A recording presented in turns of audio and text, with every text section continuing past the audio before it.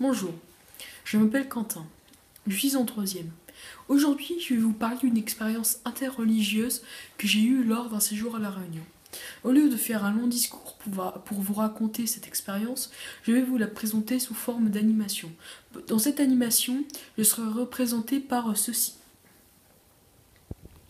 Pour découvrir mes racines réunionnaises, j'ai alors pris l'avion pour cette île intense. Sur la route qui mène à la ville de Saint-Joseph où je vais passer mes vacances, je m'aperçois déjà que ici tout est différent. La Réunion, c'est une île aux mille visages. Mais voilà à Saint-Joseph, je m'aperçois qu'ici les gens sont aussi de toutes les couleurs. Il est 5 heures de l'après-midi. Les cloches de l'église retentissent pour sonner l'heure. Je décide de visiter le centre-ville. De petites échoppes se succèdent. On est à la fois en métropole et ailleurs. Les magasins me paraissent étranges. Parfois tenus par des Chinois, des bazars, parfois tenus par ce que les gens d'ici appellent des Arabes. Ce sont en fait des personnes venues non pas d'Arabie Saoudite, mais arrivées il y a de nombreuses années du sud de l'Inde ou du Pakistan. Sur les trottoirs, je croise des générations différentes. Personnes âgées, des jeunes, des familles. Il est 17h30 et beaucoup de commerces ferment leurs rideaux déjà. On m'explique qu'ici c'est normal, car pour les musulmans, qui tiennent souvent beaucoup de magasins, c'est l'heure de la prière qui approche. Un bruit s'élève soudain. Un bruit que je ne connais pas. Une prière en fait, diffusée par haut-parleur dans tout le centre-ville.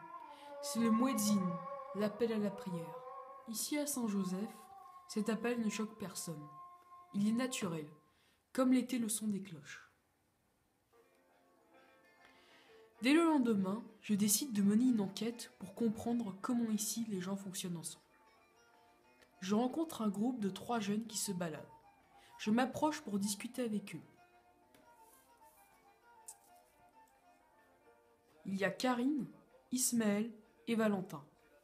Karine est d'origine tamoule, c'est-à-dire d'origine hindoue. Ismaël est descendant de musulmans venant du Pakistan.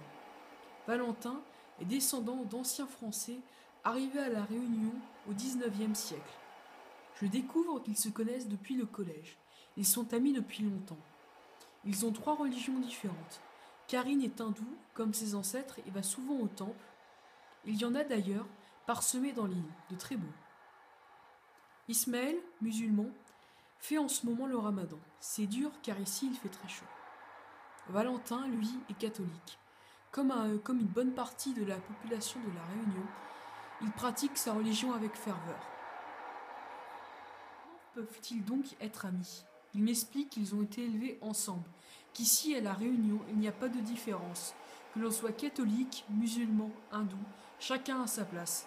C'est la raison pour laquelle, me disent-ils, que l'on peut trouver dans les villes des églises, des mosquées, des temples hindous, et bien d'autres lieux de culte d'ailleurs. Qu'ils vivent comme cela depuis longtemps. Je les interroge sur l'appel à la prière de la mosquée, que j'ai entendu la veille, qui m'avait étonné. Mais pourquoi on serait choqué, me répondent-ils. Pour nous c'est normal, et on aime bien, d'ailleurs, partager au moment de la fin du ramadan. Tu sais, les musulmans nous ramènent alors plein de pâtisseries. Ismaël me raconte que son oncle, qui s'occupe de la mosquée, fait partie d'une association. À La Réunion, il y a un dialogue interreligieux qui est très développé. Il inclut l'évêque de La Réunion, un imam, un rabbin et des représentants d'autres religions, hindouisme, bouddhisme. Les membres de ces différentes religions s'invitent les uns les autres lors d'événements religieux marquants. Les musulmans le font par exemple à la fin du ramadan, lors de l'Aïd el-Fitr. Les chrétiens font de même en proposant aux autres croyants de jeûner avec eux lors du carême. Ils peuvent aussi s'inviter les uns les autres lors d'inauguration de lieux de culte. Alors, tu comprends, me dit Karine, les adultes, on fait un groupe de travail, mais nous, c'est tous les jours à la base que nous vivons l'interreligieux. Il n'y a pas de différence, nous sommes juste des jeunes, du lycée, amis depuis l'enfance, qui respectons les valeurs et les croyances de nos amis. Mais non, et mettons en pratique les valeurs de partage prônées par nos religions. C'est comme ça qu'ils ont grandi et ils espèrent que ça continuera ainsi pendant encore très longtemps. Ainsi s'achève mon enquête. Je sais enfin pourquoi Réunion, tu portes ton nom.